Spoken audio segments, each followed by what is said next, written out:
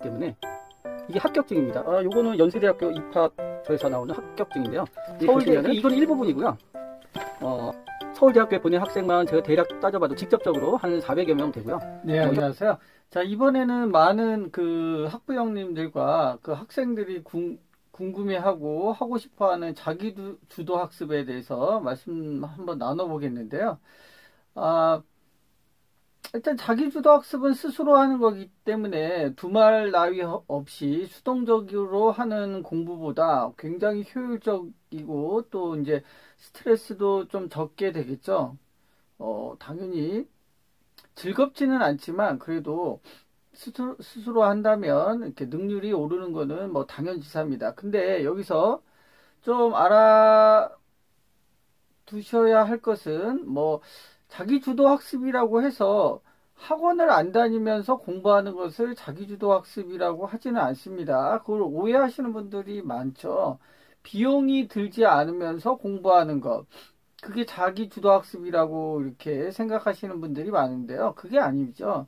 자기주도 학원 같은 경우도 자기 스스로 또는 이제 부모님이 생각하기에 학원이 필요하다 그러면 자기주도 학습에 일정 계획 안에 이제 학원에 그 도움을 받는 것도 편입하는 것도 자기 주도 학습의 일종입니다. 그러니까 뭐 어떤 게 필요하다 싶으면 그거를 스스로 생각해서 공부에 도움이 되게끔, 예를 들어서 자기가 이제 뭐 실행력이 약하다 그러면 어느 정도는 학원에 가서 그 실행력이 몸에 붙일 수 있을 정도까지 학원에서 도움을 받으면서 공부를 하는 것도 자기 주도 학습의 일종이죠. 무조건 뭐 학원을 안 다니면서 비용이 들지 않게 공부하는 게 자기 주도 학습은 아닙니다. 자, 오해 없으시기 바라고요. 일단 5단계를 말씀드리겠는데요. 첫 번째는 요거죠.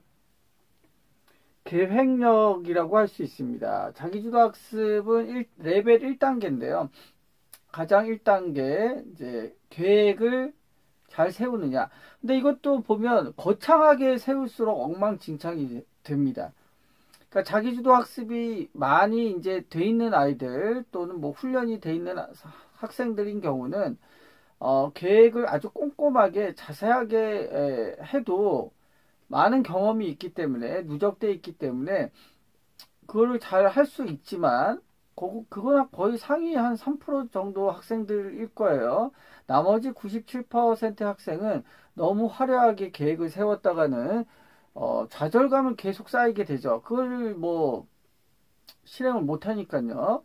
그래서 계획은 제 경험상은 장기 계획 같은 경우는 러프하게 세우는 게 좋습니다. 그러니까 대략적으로 세우는 거죠. 한 달 계획, 뭐 2달 계획, 학기 계획 같은 경우는. 그런데 중요한 것은 그 다음날 계획 있죠. 오늘 말고 다음날 뭘 할 것인가. 그러니까 다음날 계획을 구체적으로 세우는 게 좋습니다. 다음날에. 그러니까 장기 계획이나 중기 계획은 이제 경험상 보면 러프하게 대략적으로 세우고 다음날 계획을 구체적으로 세우는 게 좋습니다.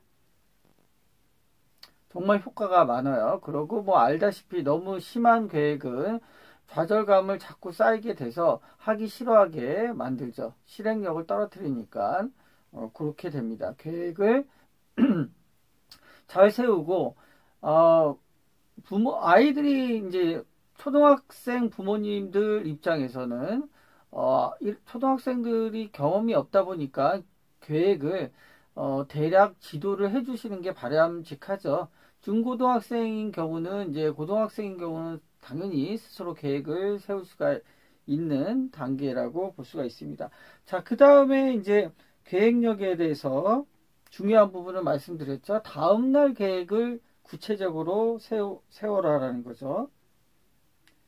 그 다음에 중요한 게 2단계 레벨은 학습력입니다. 학습력. 자, 계획이 어느 정도 자기에 맞게 아니면 자녀에 맞게 세워졌다면 학습력이 이제 뒷받침되는 거죠. 2단계가 두 번째 레벨을 좌지우지합니다. 그러니까 한 자리에서 끈기 있게 할 수 있어야 됩니다. 한 자리에서 끈기 있게 해서 그 다음에 자기만의 효율적인 그 학습법을 만드는 거죠. 이것도 굉장히 중요합니다. 자기만의 이제 학습법. 예를 들자면은 뭐 줄을 쳐가면서 외우는 게 학습하는 게 도움이 되는 학생은 또 그렇게 하고요. 써가면서 하는 경우가 도움이 되면 자기에 맞으면 또 그렇게 하는 다양한 그 학습법이 있을 겁니다. 이거를 이제 경험을 통해서 좀 확실하게 익혀놓는 게 좋습니다. 자, 그 다음에는 세 번째는 실전력이죠. 실전력. 레벨 3단계에 이르르면 이렇게 할 수 있습니다. 실전력이라는 건 뭐냐면 실제 시험에 닥쳤을 때 시험에 대비하는 그 계획과 학습력을 바탕으로 시험을 잘 봐야 된다는 거죠. 이게 이제 결과를 주는 단계인데요. 실전력. 만약에 시험이 있다 그러면 시험을 잘 봐야 되겠죠. 여기 실전력은 뭐냐면 이제 시험을 철저하게 대비하는 겁니다. 시험을 철저하게 뭐 최소한 한 달 전부터는 계획을 짜야 되는 거죠. 아니면 뭐 중고등학교에는 내신이 있으니까 그 시험을 철저하게 해서 실제 꼼꼼하게 그 학습력, 아까 말한 학습력을 바탕으로 종합적으로 이제 실전을 하는 거죠. 훈련을 하는 겁니다. 그러니까 뭐 내용을 잘 정리하는 거죠. 시험에 나올 거를 잘 정리하고 뭐 선생님들의 말씀을 시험에 나올 거를 자기가 캐치해서 잘 정리하는 그런 능력이죠. 그 다음 뭐 초등학생 같은 경우나 중1 같은 경우는 그 대단한 평가라는 게 있죠. 중간고사 내신은 없지만 단원 평가라든지 이런 것들 또는 이제 받아쓰기 초등학생인 경우는 받아쓰기라든지 뭐 그 쪽지 시험 같은 경우들이 있죠. 그런 것도 별거 아닌 것 같지만 실전력에 해당합니다. 시험을 어쨌든 잘 보려고 노력하는 그런 단계가 되겠죠. 그 다음에 이제 네 번째 단계가 있는데요. 단계라기보다는 이제 그 레벨 네 번째 단계죠. 생활관리력.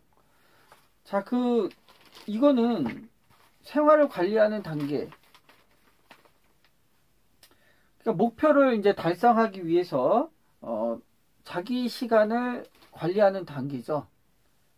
뭐 1, 2, 3 다 아우르는 얘기긴 한데요. 시간 조절을 잘 하는 단계입니다. 이게 시간 조절을 그러니까 생활 관리력이 뛰어난 학생일수록 뭐든지 어쨌든 성과가 좋고 덜 스트레스 받는 거죠. 생활 관리력이 중요한. 그러니까 이건 단기적인 것보다 이제 장기적으로 이제 하는 학생들한테 굉장히 필요한 그런 거죠. 이거는 뭐 단기간에 안 되죠. 생활 관리력이라는 거는 좀 습관을 들여야 하는 부분이죠. 공부를 아침에 오전에 뭐 1시간 정도는 공부를 하겠다. 저녁에 뭐 특정 시간 잠자기 전 뭐 1시간 정도는 자기 시간을 확보해서 공부를 하겠다. 이런 생활 관리력. 그 다음에 뭐 게임을 뭐 어느 정도 한다든지 또 어떨 때는 안 한다든지 그런 거겠죠. 자, 그 다음에 이제 중요한 단계가 레벨 5죠. 이거는 정신력입니다. 정신력. 뭐 정신력만 있어서 다 되는 게 아니죠. 정신력만 있다고 해서 단기적으로는 뭐 도움이 될 수 있지만 있겠지만 어쨌든 1, 2, 3, 4단계의 능력을 다 훈련해야 됩니다. 배양해야 되죠.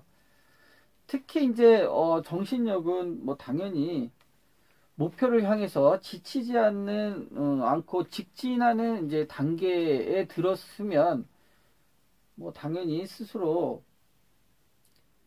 마인드 컨트롤이 되는 거죠. 그래서 목표, 뭐 작은 목표도 되고요. 큰 목표도 되고, 어쨌든 끊임없이 이제 자기를 채찍질하는 그런 정신력을 바탕으로 이렇게 자기주도 학습이 일어나게 됩니다. 그래서 어린 학생들일 경우는 그게 약하기 때문에 너무 심한 그 학습을 요구하면 안 되겠죠. 이렇게 학습량을 조절해야 되겠고요. 고등학교 학생인 경우는 그 미래의 자기 진로를 좌우할 수 있는 중요한 거기기 때문에 엄청난 정신력을 좀 가져야 됩니다. 사실상 이때 중요한 시기입니다. 고등학생인 경우는. 그래서 이제 정신력이 무엇보다도 이제 중요한 거죠. 이제 철이 들어야 된다는 겁니다. 자, 그래서 이 다섯 단계 이렇게 순차적으로 얘기를 해봤는데요. 자기주도 학습은 굉장히 중요하죠. 어쨌든 효율도 좋고 하기 때문에. 자, 여기까지 들어주셔서 감사하고요. 구독과 좋아요 이렇게 뭐 해주셨으면 도움이 되겠습니다. 다음에 또 뵙도록 하겠습니다. 감사합니다.